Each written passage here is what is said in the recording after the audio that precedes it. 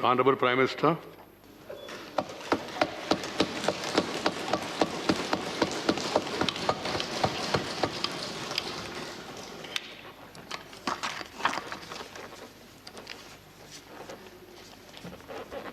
आदरणीय सभापति जी, पूरा विश्व अनेक चुनौतियों से जूझ रहा है। शायद ही किसी ने सोचा होगा कि मानव जात को ऐसे कठिन दौर से गुजरना पड़ेगा। ऐसी चुनौतियों के बीच इस दशक के प्रारंभ में ही हमारे आदरणीय राष्ट्रपति जी ने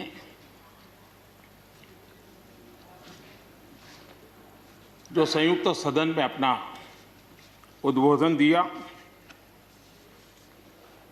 वो अपने आप में इस चुनौतियों भरे विश्व में एक नई आशा जगाने वाला, नया उमंग पैदा करने वाला और नया आत्मविश्वास पैदा करने वाला राष्ट्रपति जी का उद्बोधन रहा। आत्मनिर्भर भारत की राह दिखाने वाला और इस दशक के लिए एक मार्ग प्रशस्त करने वाला राष्ट्रपति जी का उद्बोधन रहा। आदरणीय सभापति जी, मैं राष्ट्रपति जी का तहे दिल से आभार व्यक्त करने के लिए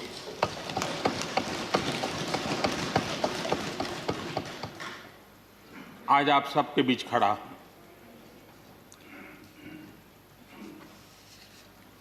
राज्यसभा में करीब 13-14 घंटे तक 50 से अधिक माननीय सदस्यों ने अपने विचार रखे, बहुमूल्य विचार रखे, अनेक पहलुओं पर विचार रखे और इसलिए मैं सभी आदरणीय सदस्यों का हृदयपूर्वक आभार भी व्यक्त करता हूं इस चर्चा को समृद्ध बनाने के लिए।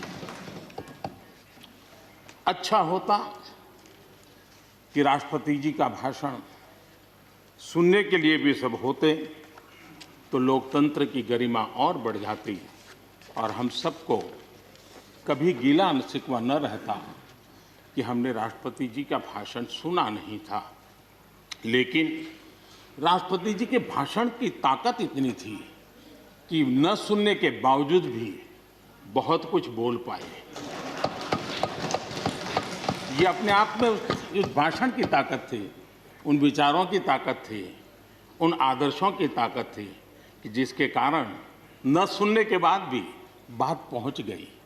और इसलिए मैं समझता हूं इस भाषण का मूल्य अनेक गुना है। आदरणीय सभापति जी, जैसे मैंने कहा, अनेक चुनौतियों के बीच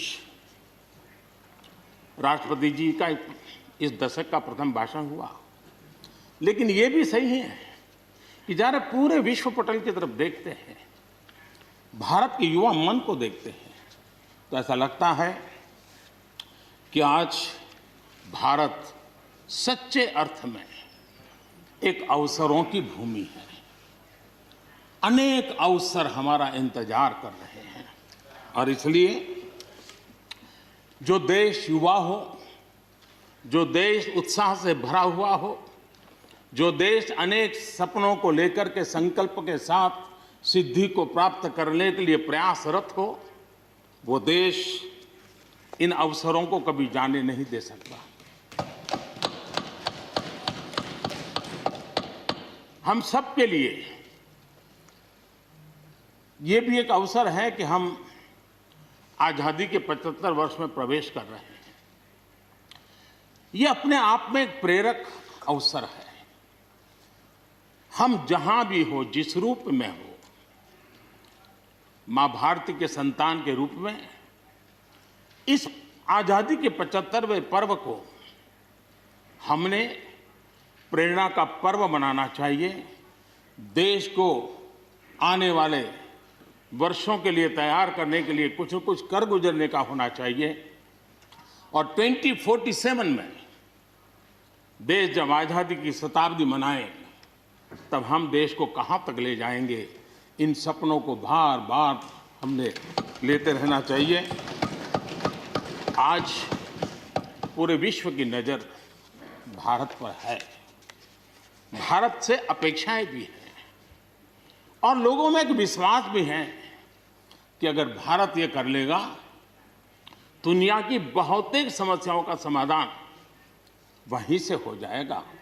ये विश्वास आज दुनिया में भारत के लिए पड़ा है। आदरणीय सभापति जी, जब मैं अवसरों की चर्चा कर रहा हूं तब महाकवि मैथिली शरण गुप्त जी की कविता को मैं उद्घोषित करना चाहूंगा। गुप्त जी ने कहा था, अवसर तेरे लिए खड़ा है, अवसर तेरे लिए खड़ा है, फिर भी तू चुपचाप पड़ा है। अवसर तेरे लिए खड़ा है, फिर भी तू चुपचाप पड़ा है। तेरा कर्म क्षेत्र बड़ा है, तेरा कर्म क्षेत्र बड़ा है, पल पल है अनमोल, पल पल है अनमोल। अरे भारत उठ, अरे भारत उठ, आंखें खोल। ये मैथिली शरण गुप्त जी ने कहा था। लेकिन मैं सोच रहा था, इस कालखंड में 21वीं सदी के आरंभ में अगर उनको लिखना होता तो क्या लिखते। मैं कल्पना करता था कि वो लिखते, अवसर तेरे लिए खड़ा है, अवसर तेरे लिए खड़ा है, तू आत्मविश्वास से भरा पड़ा है, तू आत्मविश्वास से भरा पड़ा है। हर बाधा, हर बाधा, हर बंदिश को तोड़, हर बाधा, हर बंदिश को तोड़। अरे भारत, अरे भारत, आत्मनिर्भरता के पथ पर दौड़, आत्मनिर्भरता के पथ पर दौड़।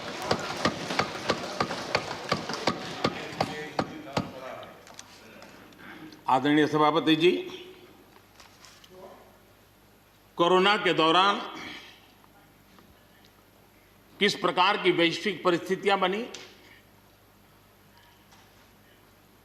कोई किसी की मदद कर सके ये असंभव हो गया। एक देश दूसरे देश को मदद न कर सके, एक राज्य दूसरे राज्य को मदद न कर सके, यहां तक कि परिवार का एक सदस्य दूसरे परिवार की सदस्य की मदद न कर सके, वैसा माहौल कोरोना के कारण पैदा हुआ। भारत के लिए तो दुनिया ने बहुत आशंकाएं जताई थी, विश्व बहुत चिंतित था कि अगर कोरोना की इस महामारी में अगर भारत अपने आप को संभाल नहीं पाया तो न सिर्फ भारत लेकिन पूरी मानव जात के लिए कितना बड़ा संकट आ जाएगा, ये आशंकाएं सबने जताई। करोड़ों लोग फंस जाएंगे, लाखों लोग मर जाएंगे। हमारे यहां भी डराने के लिए भरपूर बातें भी हुई। अरे ये क्यों हुआ, ये मेरा सवाल नहीं है, क्योंकि एक अननोन एनिमी क्या कर सकता है किसी को अंदाज नहीं था। हर एक ने अपने अपने तरीके से आकलन किया था। लेकिन भारत ने अपने देश के नागरिकों की रक्षा करने के लिए एक अननोन एनिमी से, और जिसकी कोई पूर्व परंपरा नहीं थी कि ऐसी चीज को ऐसे डील किया जा सकता है, इसके लिए ये प्रोटोकॉल हो सकता, कुछ पता नहीं था। एक नए तरीके से, नए सोच के साथ हर किसी को चलना था। हो सकता है कुछ विद्वान सामर्थ्यवान लोग, उनको कुछ और विचार हो सकता है, लेकिन था ये कि एक अननोन एनिमी था और हमें रास्ते भी खोजने थे, रास्ते बनाने भी थे और लोगों को बचाना भी था। उस समय जो भी ईश्वर ने बुद्धि, शक्ति, सामर्थ्य दिया, इस देश ने उसको करते हुए देश को बचाने में भरसक काम किया है और आज दुनिया इस बात का गर्व कर रही है कि इस वाकई भारत ने दुनिया की मानव जात की रक्षा करने में बहुत बड़ी अहम भूमिका निभाई। ये लड़ाई जीतने का यश किसी सरकार को नहीं जाता है, न किसी व्यक्ति को जाता है, लेकिन हिंदुस्तान को तो जाता है। गर्व करने में क्या जाता है? विश्व के सामने आत्मविश्वास के साथ बोलने में क्या जाता है? इस देश ने किया है। गरीब से गरीब व्यक्ति ने इस बात को किया है।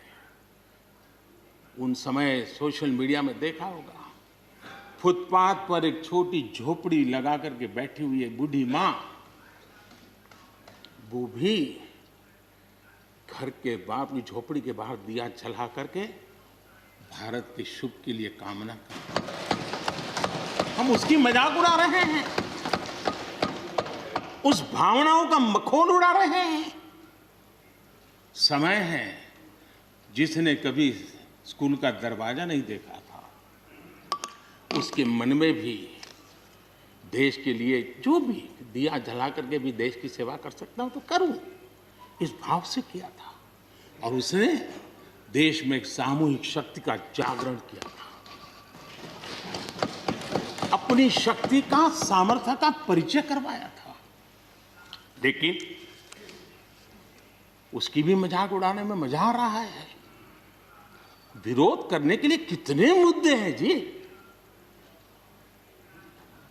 और करना भी चाहिए, लेकिन ऐसी बातों में न उलझे जो देश के मनोबल को तोड़ते हैं, जो देश के सामर्थ्य को नीचा आंकते हैं। इससे कभी लाभ नहीं होता है। हमारे कोरोना वॉरियर्स, हमारे फ्रंटलाइन वर्कर्स, आप कल्पना कर सकते हैं जी, जब चारों तरफ भाई कहीं किसी से कोरोना आ जाएगा तो ऐसे समय ड्यूटी करना, अपनी जिम्मेवारियों को निभाना, ये छोटी चीजें नहीं है। इसका गर्व करना चाहिए, उनका आदर करना चाहिए। और इन सब के प्रयासों का परिणाम है कि देश ने आज ये करके दिखाया। हम जरा भूतकाल की तरफ देखें, ये आलोचना के लिए नहीं है, उन स्थितियों को हमने जिया है। कभी चेचक की बात होती थी, कितना भय फैल जाता था, पोलियो कितना डरावना लगता था, उसकी वैक्सीन पाने के लिए क्या क्या मेहनत करनी पड़ती थी, कितनी तकलीफें उठानी पड़ती थी। मिलेगा, कब मिलेगा, कितना मिलेगा, कैसे मिलेगा, कैसे लगाएंगे, एक दिन हमने बिताए हैं। ऐसी स्थिति में उन दिनों को अगर याद करें तो पता चलेगा कि आज जिनको थर्ड वर्ल्ड कंट्रीज में गिना जाता है, वो देश मानव जात के कल्याण के लिए वैक्सीन लेकर के आ जाए।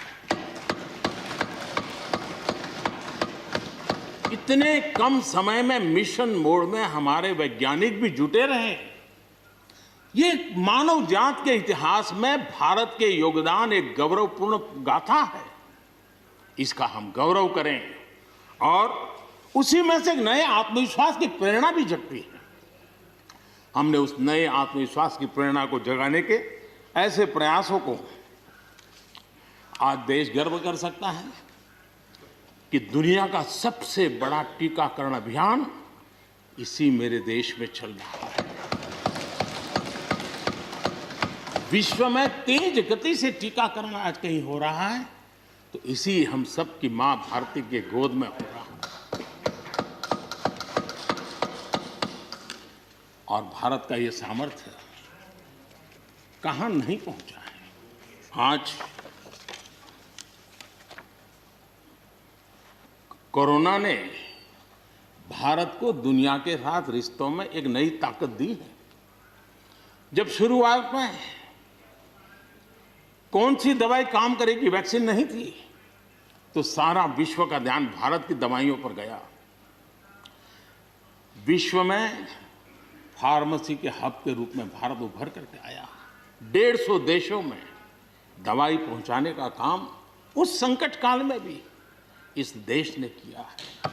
मानव जात की रक्षा के लिए हम पीछे नहीं। इतना ही नहीं, इन समय वैक्सीन के संबंध में भी विश्व बड़े गर्व के साथ कहता है कि हमारे पास भारत की वैक्सीन आ गई है, हमारे पास भारत की वैक्सीन आ गई है। हम सबको मालूम है कि दुनिया के बड़े बड़े अस्पताल में भी बड़े बड़े लोग भी जब ऑपरेशन कराने जाते हैं, कोई बड़े मेजर ऑपरेशन के लिए, और ऑपरेशन थिएटर में जाने के बाद प्रक्रिया शुरू होने के पहले उसकी आंखें ढूंढती हैं कि कोई हिंदुस्तानी डॉक्टर है कि नहीं है। और जैसे ही एकाध टीम के अंदर एकाध भी हिंदुस्तानी डॉक्टर दिखता है ना, उसका विश्वास हो जाता है अब ऑपरेशन। ये देश ने कमाया है, इसका हमें गर्व होना चाहिए। और इसलिए इसी गर्व को लेकर के हम आगे बढ़ रहे हैं। इस कोरोना में जैसे वैश्विक संबंधों में भारत ने अपनी एक विशिष्ट पहचान बनाई है, अपना स्थान बनाया है, वैसे ही भारत ने हमारे फेडरल स्ट्रक्चर को इस कोरोना के कालखंड में हमारी अंतर्भूत ताकत क्या है, संकट के समय हम कैसे मिलकर के काम कर सकते हैं, एक ही दिशा में सब शक्तियां लगा करके हम कैसे प्रयास कर सकते हैं, ये केंद्र और राज्य ने मिलकर के करके दिखाया है। मैं राज्यों को भी, क्योंकि इस सदन में राज्यों की अपनी फ्लेवर होती है, और इसलिए इस सदन में तो मैं विशेष रूप से राज्यों का भी अभिनंदन करता हूं, और कोऑपरेटिव फेडरलिज्म को ताकत देने का काम, इस कोरोना के संकट को अवसर में पलटने का काम हमारे सभी ने किया है। इसलिए सब कोई अभिनंदन के अधिकारी हैं। यहाँ पर लोकतंत्र को लेकर के काफी उपदेश दिए गए, बहुत कुछ कहा गया और लेकिन मैं नहीं मानता हूं कि जो बातें बताई गई हैं देश का कोई भी नागरिक इस पर भरोसा करेगा। भारत का लोकतंत्र ऐसा नहीं है कि जिसकी खाल हम इस प्रकार से उधेड़ सकते हैं। ऐसी गलती हम न करें। और मैं श्रीमान डेरेक जी की बात सुन रहा था, बढ़िया बढ़िया शब्दों का प्रयोग हो रहा था, फ्रीडम ऑफ स्पीच,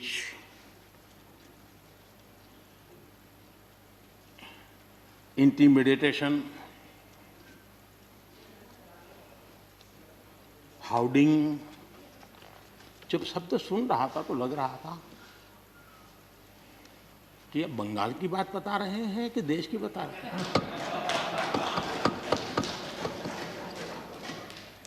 स्वाभाविक है, 24 घंटे वही देखते हैं, वही सुनते हैं, तो वही बात शायद गलती से यहाँ बता दी होगी। कांग्रेस के हमारे बाजवा साहब भी काफ़ी अच्छा बता रहे थे इस बार, और इतना लंबा खींच करके बता रहे थे तो मुझे लग रहा था बस आप थोड़ी देर में ये इमरजेंसी तक पहुंच जाएंगे। मुझे लग रहा था थोड़ी देर में एक कदम बार बाकी है, वो 84 तक पहुंच जाएंगे, लेकिन वो वहां नहीं गए। खैर, कांग्रेस देश को बहुत निराश करती है, आपने भी निराश कर दिया।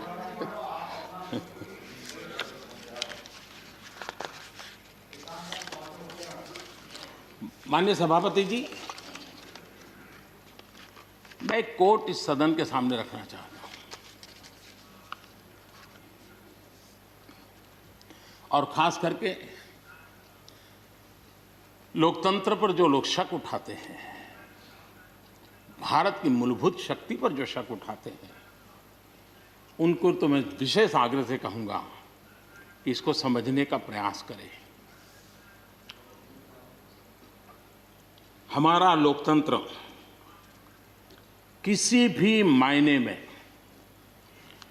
वेस्टर्न इंस्टीट्यूशन नहीं है, ये एक ह्यूमन इंस्टीट्यूशन है।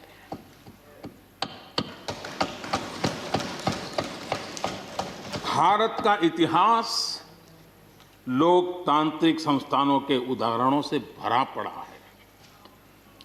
प्राचीन भारत में 81 गणतंत्रों का वर्णन हमें मिलता है। आज देशवासियों को भारत के राष्ट्रवाद पर चौतरफा हो रहे हमले से आगाह करना जरूरी है।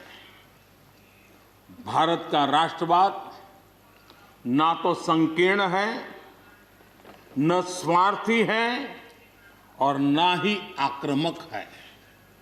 ये सत्यम शिवम सुंदरम के मूल्यों से प्रेरित है। अनकोट। आदरणीय सभापति जी, ये कोटेशन आजाद हिंद फौज की प्रथम सरकार के प्रथम प्रधानमंत्री नेताजी सुभाष चंद्र बोस।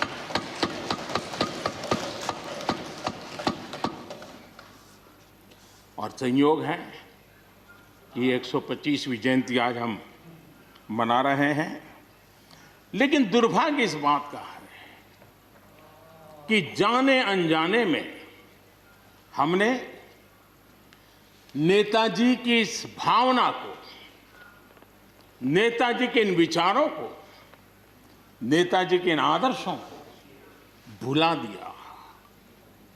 और उसका परिणाम है कि आज हमको कोसने लग गए।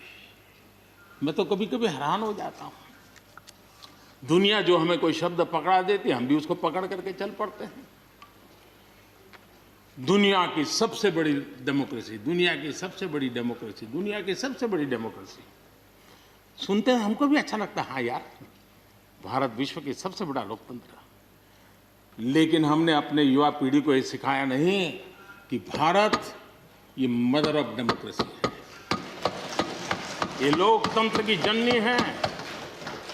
हम सिर्फ बड़ा लोकतंत्र है ऐसा नहीं है, यह देश लोकतंत्र की जननी है। ये बात हमें हमारी आने वाली पीढ़ियों को सिखानी होगी और हमें गर्व से इस बात को बोलना होगा, क्योंकि हमारे पूर्वजों ने विरासत हमें दी है। भारत की शासन व्यवस्था डेमोक्रेटिक है। सिर्फ इसी वजह से हम लोकतांत्रिक देश नहीं है। भारत की संस्कृति, भारत के संस्कार, भारत की परंपरा, भारत का मन लोकतांत्रिक है और इसलिए हमारी व्यवस्था लोकतांत्रिक है। ये है इसलिए ये है ऐसा नहीं है, मूलतः हम लोकतांत्रिक हैं इसलिए ये है। और ये कसौटी भी हो चुकी है देश की। आपातकाल के उन दिनों को याद कीजिए, न्यायपालिका का हाल क्या था, मीडिया का क्या हाल था, शासन का क्या हाल था। सब कुछ जेल खाने में परिवर्तित हो चुका था, लेकिन इस देश के संस्कार, इस देश का जनमन जो लोकतंत्र के रंगों से रंगा हुआ था, उसको कोई हिला नहीं पाया था। मौका मिलते ही उसने लोकतंत्र को प्रस्थापित कर दिया। ये लोगों की ताकत, ये हमारे संस्कारों की ताकत है, ये लोकतांत्रिक मूल्यों की ताकत है। मुद्दा ये नहीं है कौन सरकार नहीं, मैं उसकी चर्चा नहीं कर रहा हूं। और न ही मैं ऐसी चीजों में अपना समय लगाने के लिए यहां आप लोगों ने मुझे बिठाया है। हमें लोकतांत्रिक मूल्यों की रक्षा करते हुए आगे बढ़ना है। आत्मनिर्भर भारत के संबंध में भी चर्चा हुई। मैं हमारे साथी धर्मेंद्र प्रधान जी के बहुत ही अभ्यासपूर्ण और आत्मनिर्भर भारत की हमारी दिशा क्या है उसका विख्यात विस्तृत उन्होंने बयान किया है। लेकिन एक बात सही है कि आर्थिक क्षेत्र में भी आज भारत की जो एक पहुंच बन रही है, कोरोना काल में दुनिया के लोग निवेश के लिए तरस रहे हैं, सारी बातें बाहर आ रही हैं। लेकिन भारत है जहां रिकॉर्ड निवेश हो रहा है।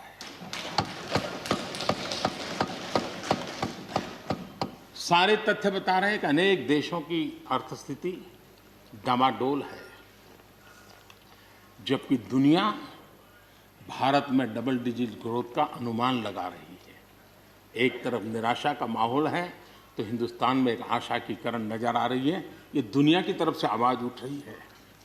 आज भारत का विदेशी मुद्रा भंडार रिकॉर्ड स्तर पर है। आज भारत में अन्न उत्पादन रिकॉर्ड स्तर पर है। भारत आज दुनिया में दूसरा बड़ा देश है जहां पर इंटरनेट यूजर हैं। भारत में आज हर महीने 4 लाख करोड़ रुपए का लेन देन डिजिटली हो रहा है, यूपीआई के माध्यम से हो रहा है, यूपीआई के माध्यम से। याद कीजिए, यहाँ के इसी सदन के भाषण में सुन रहा था 2 साल 3 साल पहले, लोगों के पास मोबाइल कहाँ है, टिकना कहाँ है, लोग डिजिटल कैसे करेंगे। ये देश की ताकत देखिए,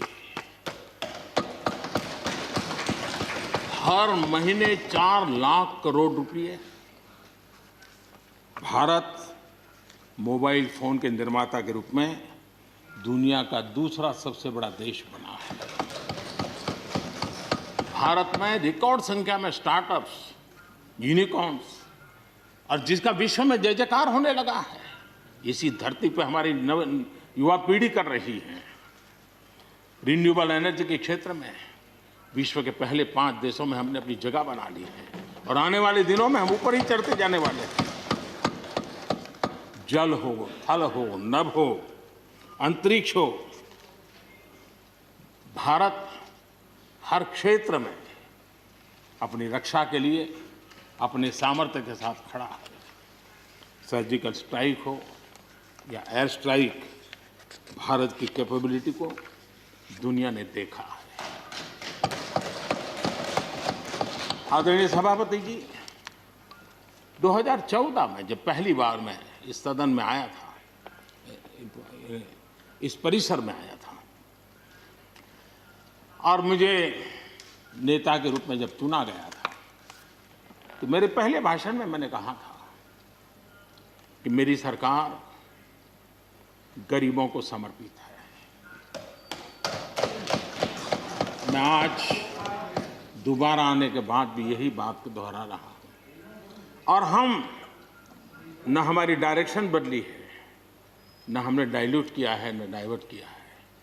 उसी मिजाज के साथ हम काम कर रहे हैं, क्योंकि इस देश में आगे बढ़ने के लिए हमें गरीबी से मुक्त होना ही होगा।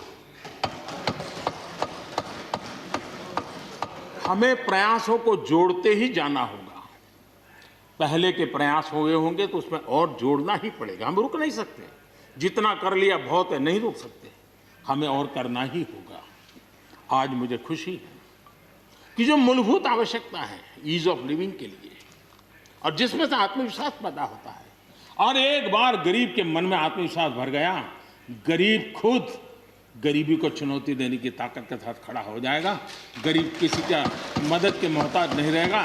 तो मेरा अनुभव है, और इसलिए मैं कहता हूँ, मुझे खुशी है 10 करोड़ से ज़्यादा शौचालय बने, 41 करोड़ से ज़्यादा लोगों के बैंक खाते खुले, 2 करोड़ से अधिक गरीबों के घर बने, 8 करोड़ से अधिक मुफ्त गैस के कनेक्शन दिए गए, 5 लाख रुपए तक मुफ्त इलाज गरीब की जिंदगी में एक बहुत बड़ी ताकत बनकर के उभरती है। ऐसी अनेक योजनाएं जो गरीबों के जीवन में बदलाव ला रही हैं, नया विश्वास पैदा कर रही हैं। आदरणीय सभापति जी, चुनौतियां हैं। अगर चुनौतियां न होती, ऐसा कहीं कुछ नजर नहीं आएगा। दुनिया का समृद्ध में समृद्ध देश, उसको भी चुनौतियां होती हैं। उसकी चुनौतियां अलग प्रकार की होगी, हमारी चुनौती अलग प्रकार की है। लेकिन तय हमें यह करना है कि हम समस्या का हिस्सा बनना चाहते हैं कि हम समाधान का हिस्सा बनना चाहते हैं। बस ये पतली सी रेखा है। अगर हम समस्या का हिस्सा बने तो राजनीति तो चल जाएगी, लेकिन अगर हम समाधान का माध्यम बनते हैं तो राष्ट्रनीति को 4 चांद लग जाते हैं। और इसलिए हमारा दायित्व है, हमें वर्तमान पीढ़ी के लिए भी सोचना है, हमें भावी पीढ़ी के लिए भी सोचना है। समस्या है, लेकिन मुझे विश्वास है हम साथ मिलकर काम करेंगे, आत्मविश्वास से काम करेंगे तो हम स्थितियों को भी बदलेंगे और हम इच्छित परिणाम भी प्राप्त कर सकेंगे। ये मेरा पक्का विश्वास है। आदरणीय सभापति जी, सदन में किसान आंदोलन की भरपूर चर्चा हुई है। ज्यादा से ज्यादा समय जो बातें बताई गई वो आंदोलन के संबंध में बताई गई। किस बात को लेकर के आंदोलन है उस पर सब मौन रहे। आंदोलन कैसा है, आंदोलन के साथ क्या हो रहा है, ये सारी बातें बहुत बताई गई, उसका भी महत्व है। लेकिन जो मूलभूत बात है, अच्छा होता कि उसकी विस्तार से चर्चा होती। वैसे हमारे माननीय कृषि मंत्री जी ने बहुत ही अच्छे ढंग से कुछ सवाल भी पूछे हैं। उन सवालों के जवाब तो नहीं मिलेंगे, मुझे खातरी है, लेकिन उन्होंने बहुत ही अच्छे ढंग से इस विषय की इस सदन में चर्चा की है। मैं आदरणीय देवेगौड़ा जी का बहुत आभारी हूं कि उन्होंने इस पूरी चर्चा को एक गांधीर्य दिया और उन्होंने सरकार के जो अच्छे प्रयास है उसकी सराहना भी की, क्योंकि वो किसानों के लिए समर्पित रहे हैं जीवन भर, और उन्होंने इस सरकार के प्रयासों की सराहना भी की और उन्होंने अच्छे सुझाव भी दिए। मैं आदरणीय देवेगौड़ा जी का हृदय से आभार व्यक्त करता हूं। आदरणीय सभापति जी,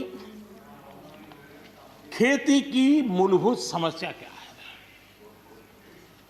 उसकी जड़ें कहां है, मैं आज पूर्व प्रधानमंत्री चौधरी चरण सिंह जी ने जो विस्तार से वो बताया था उसी का जिक्र करना चाहता हूं। बहुत लोग हैं जो चौधरी साहब की विरासत संभालने का गर्व करते हैं, वो जरूर इस बात को समझने का शायद प्रयास करेंगे। वो अक्सर 1970-71 जो एग्रीकल्चर सेंसस हुआ था उसका जिक्र उनकी भाषण में हमेशा आता था और उल्लेख करते थे। चौधरी चरण सिंह जी ने क्या कहा था, उनका कोट है, किसानों का सेंसस लिया गया तो 33% किसान ऐसे हैं जिनके पास जमीन 2 बीघे से कम है, 2 बीघे नहीं है, 2 बीघे तक है, 2 बीघे से कम। 18% जो किसान कहलाते हैं उनके पास 2 बीघे से 4 बीघे जमीन है, यानी आधा हेक्टर से 1 हेक्टर, ये 51% किसान है। ये चाहे कितनी मेहनत करे, अपनी छोटी सी जमीन पर इनकी गुजर ईमानदारी से उसमें हो नहीं सकती। ये चौधरी चरण सिंह जी का कोट है। छोटे किसानों की दयनीय स्थिति चौधरी चरण सिंह जी के लिए बहुत ही हमेशा पीड़ा देती थी और हमेशा उसकी चिंता करते थे। अब हम आगे देखें, ऐसे किसान जिनके पास 1 हेक्टर से भी कम जमीन होती है, 1971 में वे 51% थे, आज 68% हो चुके हैं। यानी देश में ऐसे किसानों की संख्या बढ़ रही है जिनके पास बहुत थोड़ी सी जमीन है। आज लघु और सीमांत किसानों की मिलाएं तो 86% ज्यादा किसान के पास 2 हेक्टर से भी कम जमीन है, और ऐसे किसानों की संख्या 12 करोड़ है। क्या इन 12 करोड़ किसानों के प्रति हमारी कोई जिम्मेवारी नहीं है? क्या देश की कोई जिम्मेवारी नहीं है? क्या हमने कभी हमारी योजनाओं के केंद्र में इन 12 करोड़ किसानों को रखना पड़ेगा कि नहीं रखना पड़ेगा? ये सवाल का जवाब चौधरी चरण सिंह जी हमारे लिए छोड़ करके गए हैं। हमें जवाब को ढूंढना होगा। हमें चौधरी चरण सिंह जी को सच्ची श्रद्धांजलि देने के लिए भी इस काम के लिए जिसको जो सूझे, जिसको मौका मिले, सबने करना होगा, तब जाकर के हम इन कर सकते हैं। अब पहले की सरकारों की सोच में छोटा किसान था क्या? अगर एक बार हम थोड़ा सोचेंगे तो ध्यान आएगा। मैं आलोचना के लिए नहीं कह रहा, लेकिन हमने सचमुच में, हम सब ने सोचने की आवश्यकता है। जब हम चुनाव आते ही एक कार्यक्रम करते हैं कर्ज माफी, अब वो किसान का कार्यक्रम है कि वोट का कार्यक्रम है, वो तो हिंदुस्तान में हर कोई भली भांति जानता है। लेकिन जब कर्ज माफी करते हैं तब छोटा किसान उससे वंचित रहता है, उसके नसीब में कुछ नहीं आता है, क्योंकि कर्ज माफी जो बैंक से लोन लेता है उसके लिए होती है। छोटा किसान का बेचारा बैंक में खाता नहीं, वो कहाँ लोन लेने जाएगा। हमने छोटे किसान के लिए नहीं किया है, भले ही हमने राजनीति कर ली हो। 1-2 एकड़ जमीन वाले किसान जिसके पास बैंक का खाता भी नहीं है, न वो कर्ज लेता है, न कर्ज माफी का फायदा उसको मिलता है। उसी प्रकार से पहले की फसल बीमा योजना क्या थी? एक प्रकार से वो बीमा जो बैंक गारंटी के रूप में काम करता था, और वो भी छोटे किसान के लिए तो नसीब ही नहीं होता था। वो भी उन्हीं किसानों के लिए होता था जो बैंक से लोन लेता था और उसका इंश्योरेंस होता था, तो बैंक वालों को भी एक विश्वास हो जाता था, चल जाता था। आज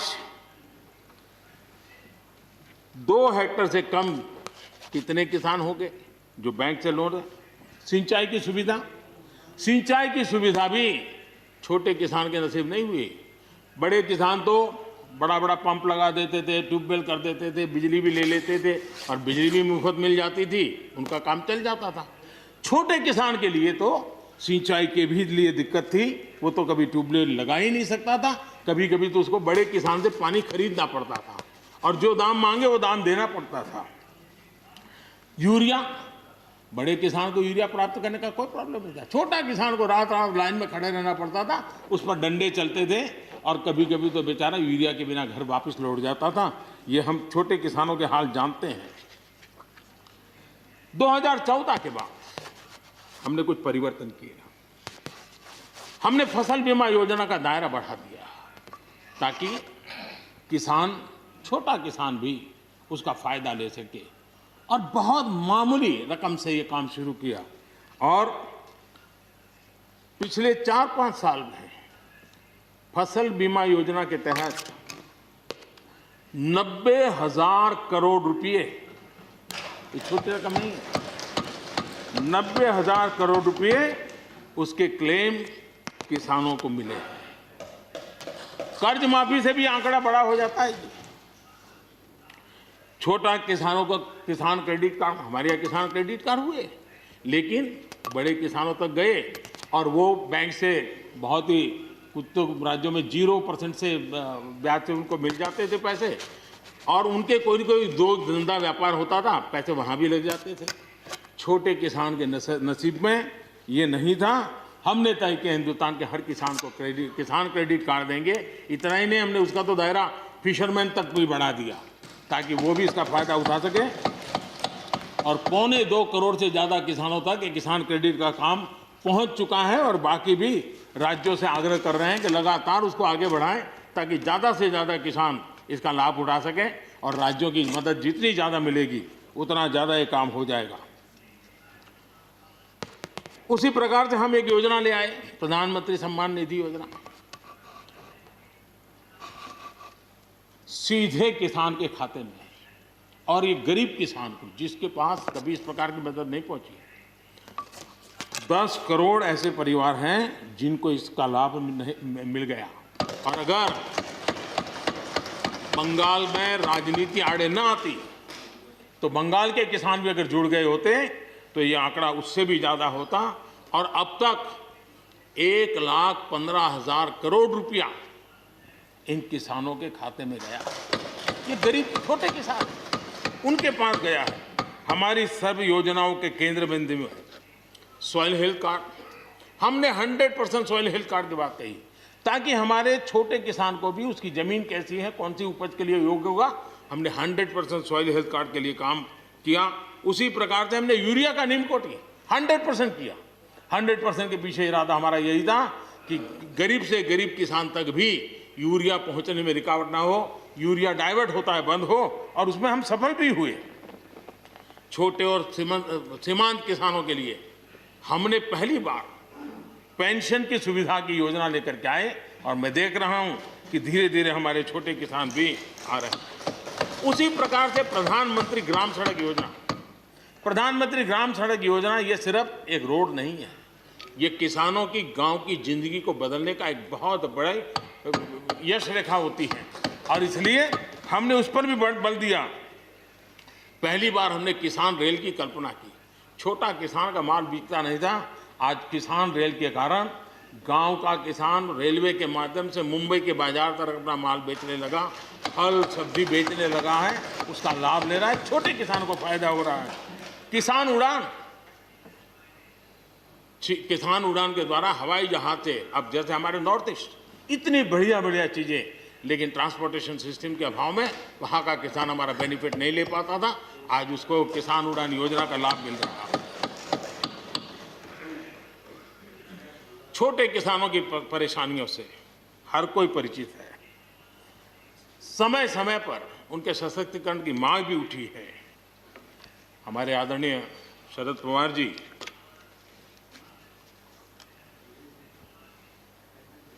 और कांग्रेस के भी हर किसी ने, हर सरकार ने कृषि सुधारों की वकालत की है।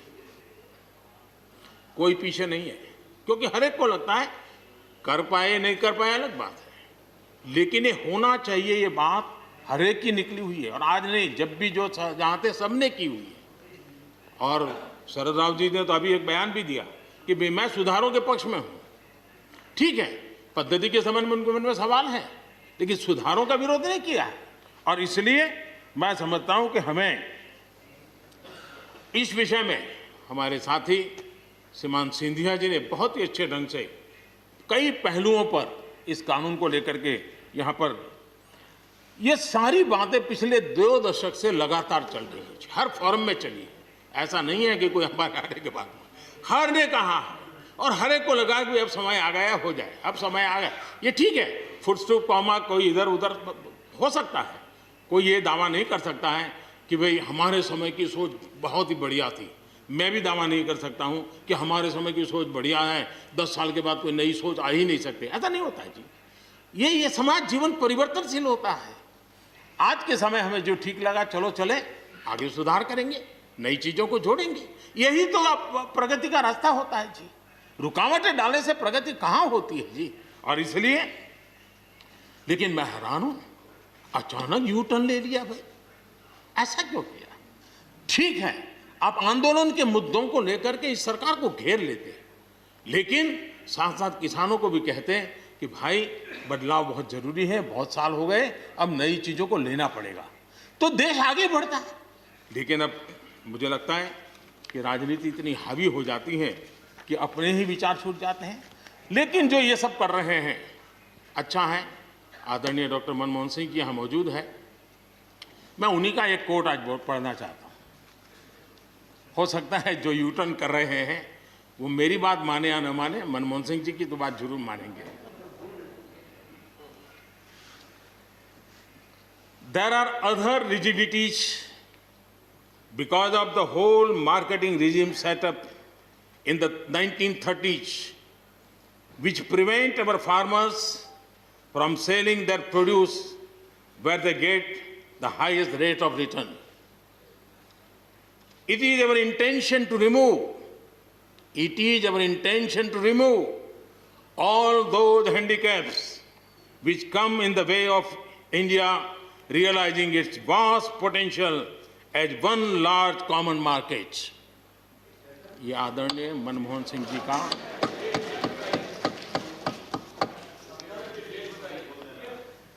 आदरणीय मनमोहन सिंह जी ने किसान को उपज बेचने की आज़ादी दिलाने, भारत को एक कृषि बाजार दिलाने के संबंध में अपना इरादा व्यक्त किया था और वो काम हम कर रहे हैं। और मुझे आप लोगों को गर्व होना चाहिए कि देखिए मनमोहन सिंह जी ने कहा था वो मोदी को करना पड़ रहा है, गर्व कीजिए।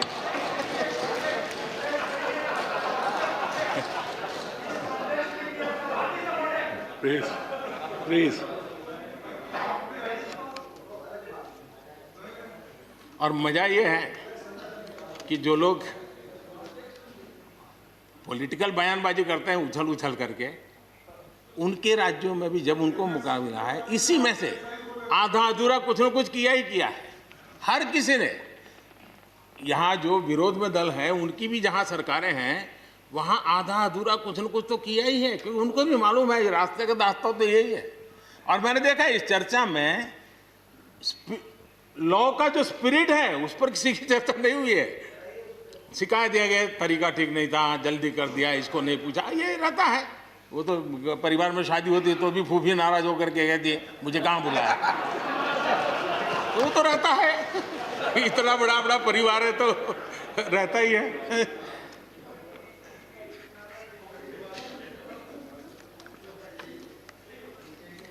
हम कुछ और बातों की ओर भी ध्यान दें। अब देखिए, दूध उत्पादन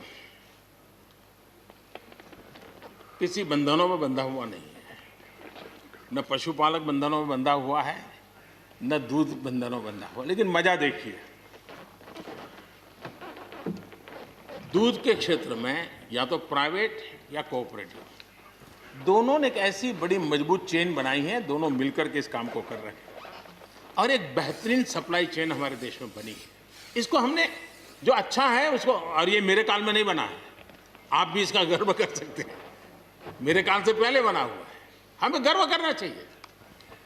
फल सब्जी से जुड़े व्यवसाय में ज्यादातर बाजारों का सीधा संपर्क रहता है, बाजारों की दखल हट गई है, इसका लाभ मिल रहा है। क्या डेयरी वाले, फल सब्जी खरीदने वाले उद्यमी, पशुपालकों की किसान, क्या जमीन पर कब्जा हो जाता है उनका, पशुपालन पर, पशु पे कब्जा हो जाता है? नहीं होता, दूध बिकता है, पशु नहीं बिकता है जी। हमारे देश में डेयरी उद्योग का योगदान कृषि अर्थव्यवस्था के कुल मूल्य में 28% से भी ज्यादा है। यानी इतना बड़ा हम एग्रीकल्चर की चर्चाएं करते हैं, इस पहलू को हम भूल जाते हैं। 28% कंट्रीब्यूशन है और करीब करीब 8 लाख करोड़ रुपयों का कारोबार है। जितने रुपये का दूध होता है उसका मूल्य अनाज और दाल दोनों मिला ले तो उससे ज्यादा है। हम कभी इस तरफ देखते ही नहीं है। पशुपालकों को पूरी आजादी, अनाज और दाल पैदा करने वाले छोटे और सीमांत किसानों को जैसे पशुपालक को आजादी मिली है, इनको आजादी क्यों नहीं मिलनी चाहिए? और इन सवालों के जवाब हम ढूंढेंगे तो हम सही रास्ते पर चलेंगे। आदरणीय सभापति जी, ये बात सही है, जैसा हम लोगों की स्वभाव रहा है, घर में भी थोड़ा सा भी परिवर्तन करना हो तो घर में भी एक तनाव शुरू है। चेयर यहाँ क्यों रखी, टेबल यहाँ क्यों रखा, घर में भी होता है। इतना बड़ा देश है और जिस प्रकार की परंपराओं से हम पले बढ़े हैं, तो ये मैं स्वाभाविक मानता हूँ। जब भी कोई नई चीज़ आती है तो थोड़ा बहुत रहता ही हमारे यहाँ, क्योंकि असमंजस की स्थिति भी रहती है। लेकिन जरा वो दिन याद कीजिए जब हरित क्रांति की बातें होती थी। हरित क्रांति के समय जो कृषि सुधार हुए, तब भी जो आशंकाएं हुई, जो आंदोलन हुए, ये वेल डॉक्यूमेंटेड है और ये देखने जैसा है। कृषि सुधार के लिए सख्त फैसले लेने के उस दौर में शास्त्री जी का हाल ये था कि अपने साथियों में से कोई कृषि मंत्री बनने को तैयार नहीं होता था, क्योंकि लगता था कि ऐसा है हाथ जल जाएंगे और किसान नाराज हो जाएंगे तो मेरी तो राजनीति समाप्त हो जाएगी। ये शास्त्री जी के समय की घटनाएं हैं। और अंत में शास्त्री जी को, सी सुब्रमण्यम जी को कृषि मंत्री बनाना पड़ा था। और उन्होंने रिफॉर्म्स की बातें की। योजना आयोग ने भी उसका विरोध किया था। मजा देखिए, योजना आयोग ने भी विरोध किया था। वित्त मंत्रालय सहित पूरी कैबिनेट के अंदर भी विरोध का स्वर उठा था। लेकिन देश की भलाई के लिए शास्त्री जी आगे बढ़े और लेफ्ट पार्टी जो आज भाषा बोलते हैं ना, वही उस समय बोलते थे। वो यही कहते हैं, अमेरिका के इशारे पर शास्त्री जी ये कर रहे हैं, अमेरिका के इशारे पर कांग्रेस ये कर रही है। सारा चीज जितना आज मेरे खाते में जमा है ना, वो पहले आपके यहाँ बैंक में अकाउंट में था। सब कुछ अमेरिका के एजेंट कह दिया जाता था हमारे नेता, कांग्रेस के नेताओं को। ये सब कुछ लेफ्ट वाले जो आज भाषा बोलते हैं, वो उस समय भी उन्होंने यही भाषा बोली थी। कृषि सुधारों को छोटे किसानों को बर्बाद करने वाला बताया गया था। देश भर में हजारों प्रदर्शन आयोजित हुए थे, बड़ा मूवमेंट चला था। इसी माहौल में भी लाल बहादुर शास्त्री जी और उसके बाद की सरकार जो करती रही, उसी का परिणाम है कि जो हम कभी PL 480 मंगवा करके खाते थे, आज देश अपने किसान ने अपनी मिट्टी से पैदा की चीजों को खाता है।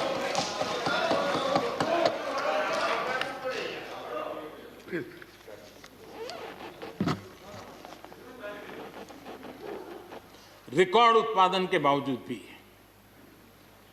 हमारे कृषि क्षेत्र में समस्याएं हैं।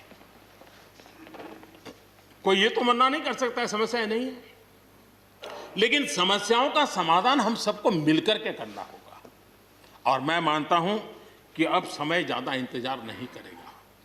हमारे राम गोपाल जी ने बहुत ही अच्छी बात कही कि उन्होंने कहा कि कोरोना लॉकडाउन में भी हमारे किसानों ने रिकॉर्ड उत्पादन किया। सरकार ने भी बीज, खाद, सारी चीजें कोरोना काल में भी पहुंचाने में कोई कमी नहीं होने दी, कोई संकट नहीं आने दिया, और उसका सामूहिक परिणाम मिला कि देश के पास यह भंडार भरा रहा। उपज की रिकॉर्ड खरीदी भी इस कोरोना काल में ही हुई। तो मैं समझता हूं कि हमने नए नए उपाय खोज करके आगे बढ़ना होगा। और जैसा मैंने कहा, कोई भी हम कई कानून है, हर कानून में 2 साल 5 साल के बाद, कभी 2 महीने 2-3 महीने के बाद सुधार करते ही करते हैं। हम कोई स्टैटिक अवस्था में जीने वाले लोग थोड़े हैं जी। जब अच्छे सुझाव आते हैं तो अच्छे सुधार भी आते हैं, और सरकार भी अच्छे सुझावों को, और सिर्फ हमारी नहीं, हर सरकार ने अच्छे सुझावों को स्वीकार किया। यही तो लोकतंत्र की परंपरा है। और इसलिए अच्छा करने के लिए अच्छे सुझावों के साथ, अच्छे सुधारों की तैयारी के साथ हम सबको आगे बढ़ना चाहिए। मैं आप सबको निमंत्रण देता हूं, आइए हम देश को आगे ले जाने के लिए, कृषि क्षेत्र की समस्याओं का समाधान करने के लिए आंदोलनकारियों को समझाते हुए हमने देश को आगे ले जाना होगा। हो सकता है कि शायद आज नहीं तो कल जो भी यहाँ होगा, किसी न किसी को ये काम करना ही पड़ेगा। आज मैंने किया है, गालियाँ मेरे खाते में जाने दो, लेकिन इस अच्छा करने में आप जुड़ जाओ। बुरा हो मेरे खाते में, अच्छा हो आपके खाते में, आओ मिलकर के चले।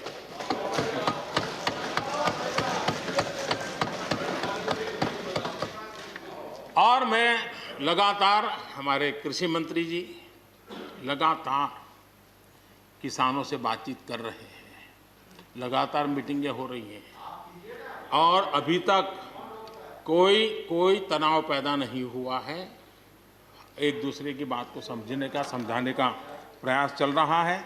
और हम लगातार आंदोलन से जुड़े लोगों से प्रार्थना करते हैं कि आप आंदोलन करना आपका हक है, लेकिन इस प्रकार से बुजुर्ग लोग वहाँ बैठे, ये ठीक नहीं है। आप उनको सबको ले जाइए, आप आंदोलन को खत्म कीजिए। आगे बढ़ने के लिए मिल बैठ करके चर्चा करेंगे, रास्ता खुले है। ये सब हमने कहा है। मैं आज भी इस सदन से माध्यम से भी निमंत्रण देता हूँ। आदरणीय सभापति जी, ये बात निश्चित है, हमारी खेती को खुशहाल बनाने के लिए फैसले लेने का ये समय है। इस समय को हमने गंवा नहीं देना चाहिए। हमें आगे बढ़ना चाहिए, देश को पीछे नहीं ले जाना चाहिए। पक्ष हो, विपक्ष हो, आंदोलनरत साथी हो, इन सुधारों को हमने मौका देना चाहिए और एक बार देखना चाहिए कि इस परिवर्तन से हमें लाभ होता है कि नहीं होता है। कोई कमी हो तो उसको ठीक करेंगे और कहीं ढिलाई है तो उसको कसेंगे। ऐसा तो है नहीं कि सब दरवाजे बंद कर दिए बस। और इसलिए मैं कहता हूं, मैं विश्वास दिलाता हूं कि मंडियां अधिक आधुनिक बने, अधिक प्रतिस्पर्धी होगी। इस बार बजट में भी उसके लिए हमने प्रावधान किया है। इतना ही नहीं, एमएसपी है, एमएसपी था, एमएसपी रहेगा।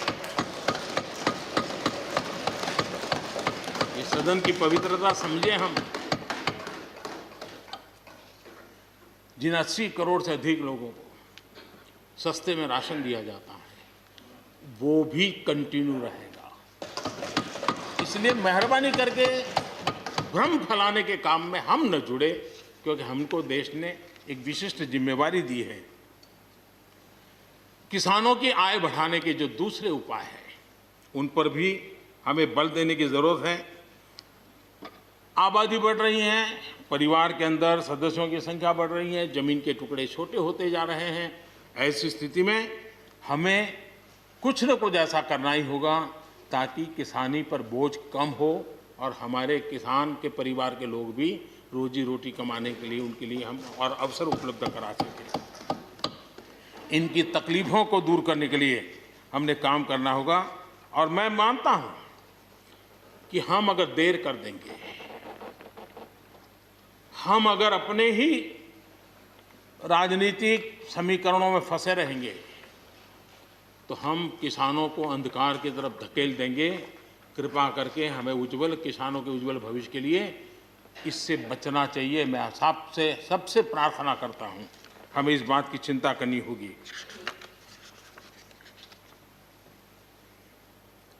आदरणीय सभापति जी, डेयरी और पशुपालन हमारे कृषि क्षेत्र के साथ बढ़ावा देने की जरूरत है ताकि हमारा किसान पगभर हो।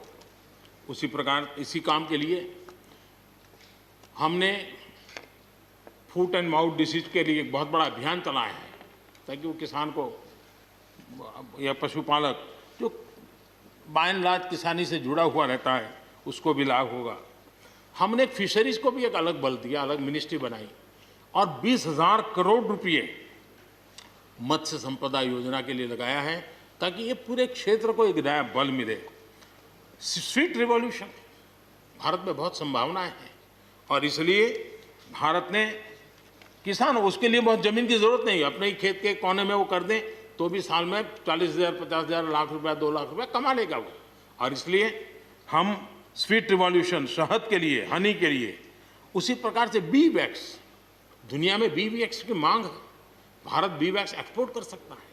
हमने उसके लिए एक माहौल बना और किसान के खेत में ही छोटे किसान होगा तो एक कोने में वो एक नई कमाई कर सकता है। हमने इसको जोड़ना होगा और मधुमक्खी पालन के लिए कोई सैकड़ों एकड़ जमीन की जरूरत नहीं है, वो आराम से अपने यहाँ कर सकता है।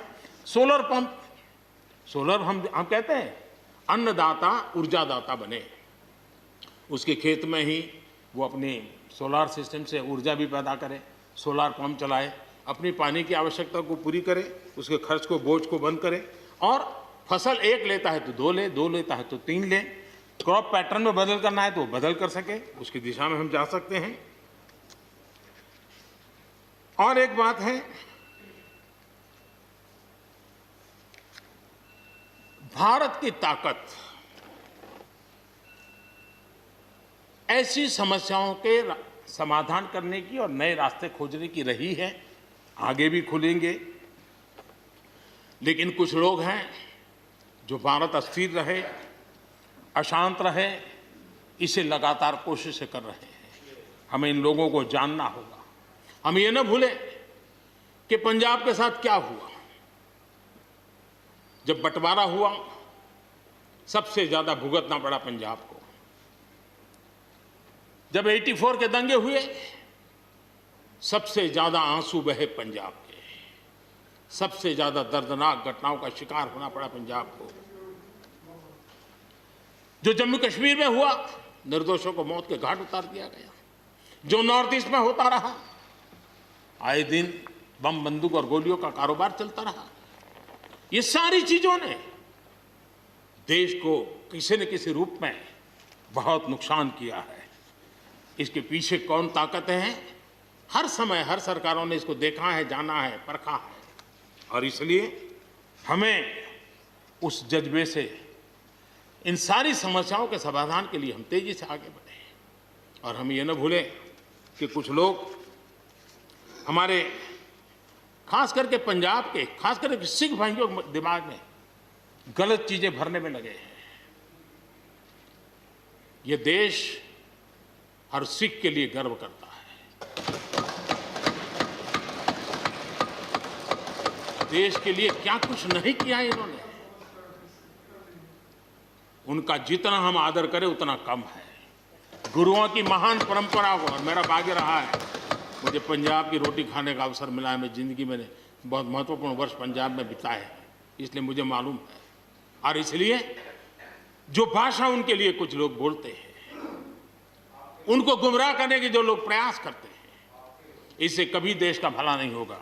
और इसलिए हमें इन दिशा में चिंता करने की आवश्यकता है। आदरणीय सभापति महोदय, हम लोग कुछ शब्दों से बड़े परिचित हैं। श्रमजीवी, बुद्धिजीवी, ये सारे शब्दों से परिचित हैं। लेकिन मैं देख रहा हूं कि पिछले कुछ समय से इस देश में एक नई जमात पैदा हुई है, एक नई बिरादरी सामने आई है, और वो है आंदोलनजीवी। ये जमात आप देखोगे, वकीलों का आंदोलन है वो ना वहां नजर आएंगे, स्टूडेंट का आंदोलन है वो वहां नजर आएंगे, मजदूर का आंदोलन है वो वहां नजर आएंगे, कभी पर्दे के पीछे कभी पर्दे के आगे। एक पूरी टोली है जी जो आंदोलनजीवी है। वो आंदोलन के बिना जी नहीं सकते हैं और आंदोलन से जीने के लिए रास्ते खोजते रहते हैं। हमें ऐसे लोगों को पहचानना होगा कि वो जो सब जगह पे पहुंच करके और बड़ा आइडियोलॉजिकल स्टैंड दे देते हैं, गुमराह कर देते हैं, नए नए तरीके ढूंढो बता देते हैं। देश आंदोलनजीवी लोगों से बचे, इसके लिए हम सबको, और ये उनकी ताकत है। उनका क्या है, खुद खड़ा नहीं कर सकते चीजें, किसी की चल रही तो जाके बैठ जाते हैं। वो अपना जो जितने दिन चले चल जाता है उनका। ऐसे लोगों को पहचानने की बहुत आवश्यकता है। ये सारे आंदोलनजीवी परजीवी होते हैं।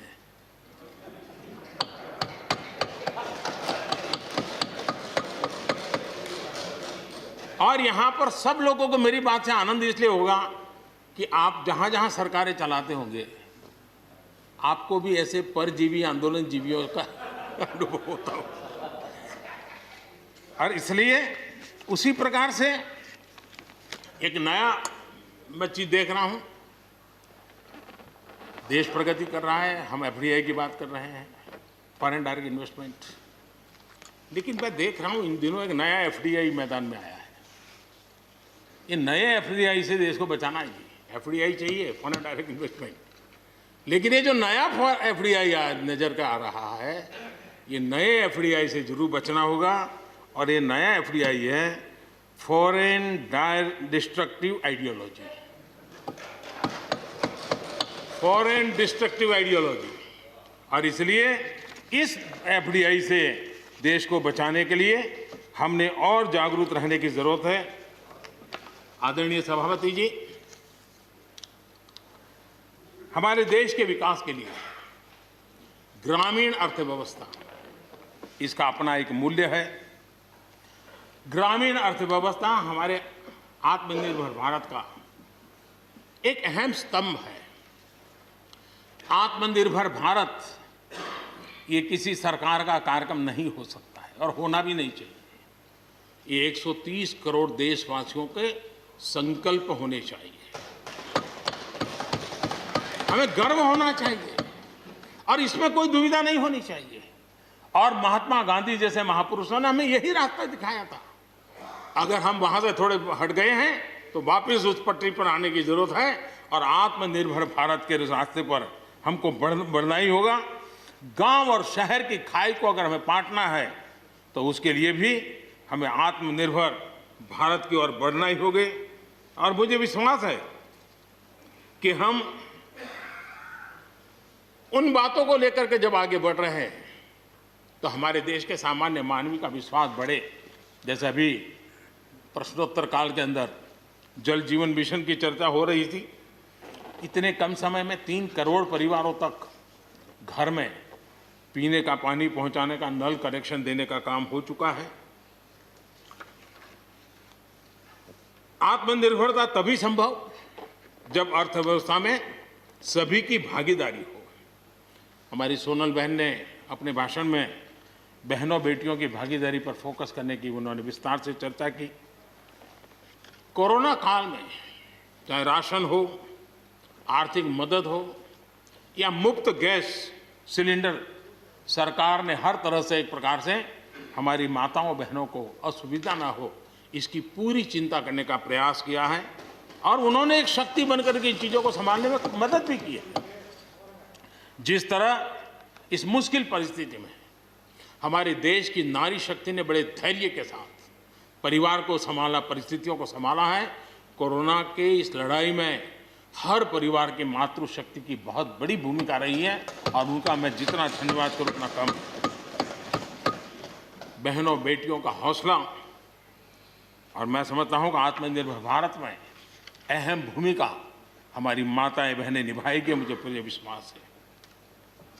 आज युद्ध क्षेत्र में भी हमारी बेटियों की भागीदारी बढ़ रही है। नए जो लेबर कोड बनाए हैं उसमें भी बेटियों के लिए हर सेक्टर में काम करने के लिए समान वेतन का हक दिया गया है। मुद्रा योजना से 70% जो लोन ली गई हैं वो हमारी बहनों के द्वारा ली गई हैं। यानी एक प्रकार से ये एडिशन करीब 7 करोड़ महिलाओं की सहभागिता से 60 लाख से ज़्यादा सेल्फ हेल्प ग्रुप आज आत्मनिर्भर भारत के प्रयासों को एक नई ताकत दे रहे हैं। भारत की युवा शक्ति पर हम जितना जोर लगाएंगे, हम जितने अवसर उनको देंगे, मैं समझता हूं कि वो हमारे देश के लिए, भविष्य के लिए, उज्जवल भविष्य के लिए एक मजबूत नींव बनेंगे। जो राष्ट्रीय एजुकेशन पॉलिसी आई है उस राष्ट्रीय एजुकेशन पॉलिसी में भी हमारी युवा पीढ़ी के लिए नए अवसर देने का प्रयास हुआ है। और मुझे खुशी है कि एक लंबा अरसे समय गया एजुकेशन पॉलिसी पर चर्चा में, लेकिन उसकी स्वीकृति जिस प्रकार से देश में हुई है एक नया विश्वास पैदा किया है। और मुझे विश्वास है कि ये नई एजुकेशन पॉलिसी, नई राष्ट्रीय शिक्षा नीति हमारे देश के लिए एक नए तरीके से पढ़ने का विचार दिखा आगे। हमारा एमएसएमई सेक्टर, रोजगार के सबसे ज़्यादा अवसर एमएसएमई सेक्टर को मिल रहे हैं।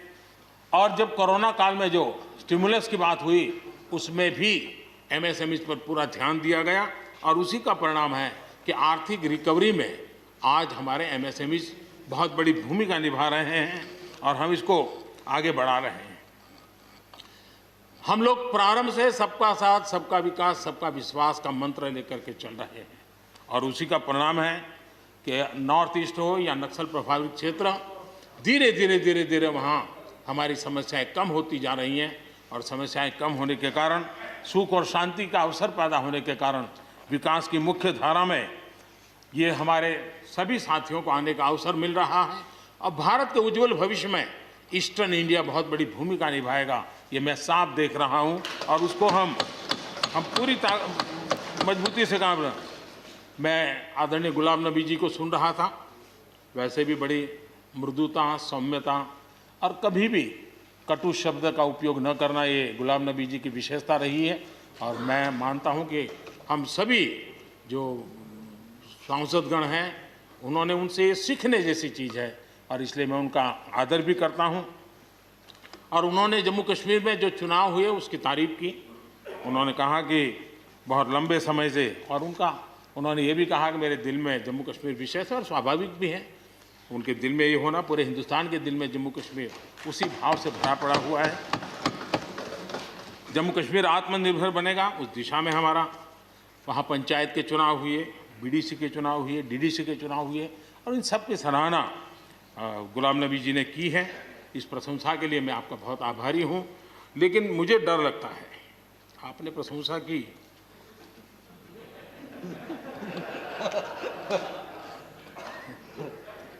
मुझे विश्वास है कि आपकी पार्टी वाले इसको उचित स्पिरिट में लेंगे। गलती से G23 की राय मान करके कुछ उल्टा न कर दे।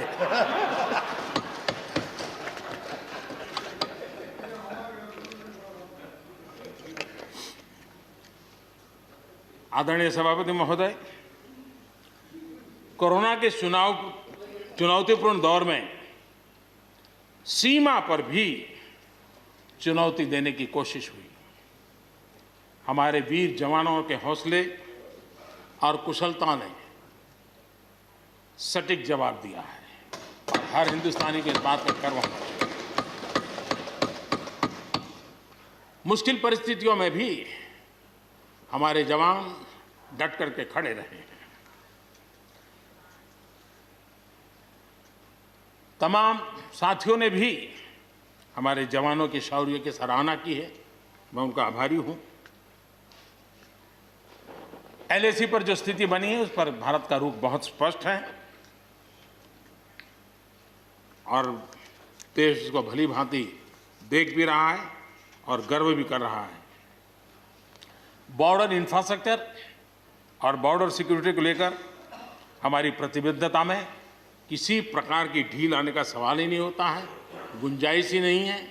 और जो लोग हमारा लालन पालन और हमारे विचारों का हमारा उछेर देखते हैं वो कभी इस विषय में हमें सवाल ही नहीं करेंगे। उनको मालूम है हम इसके लिए डटे हुए रहने वाले लोग हैं और इसलिए हम इन विषयों में कहीं पर भी पीछे नहीं हैं। आदरणीय सभापति जी, इस सदन की उत्तम चर्चा के लिए मैं सबका धन्यवाद करते हुए आखिर में एक मंत्र का उल्लेख करते हुए अपनी वाणी को मैं विराम दूंगा। हमारे यहाँ वेदों में एक महान विचार प्राप्त होता है और हम सब के लिए 130 करोड़ देशवासियों के लिए ये मंत्र अपने आप में बहुत बड़ी प्रेरणा है। वेदों का ये मंत्र कहता है, अयुतो अहम, अयुतो में आत्मा, अयुतो अहम, अयुतो में आत्मा, अयुतम में चक्षुः, अयुतम श्रोत्रम, अयुतो अहम, अयुतो में आत्मा, अयुतम में चक्षुः, अयुतम श्रोत्रम। यानी मैं एक नहीं हूं, मैं अकेला नहीं हूं, मैं अपने साथ करोड़ों मानवों को देखता हूं, अनुभव करता हूं।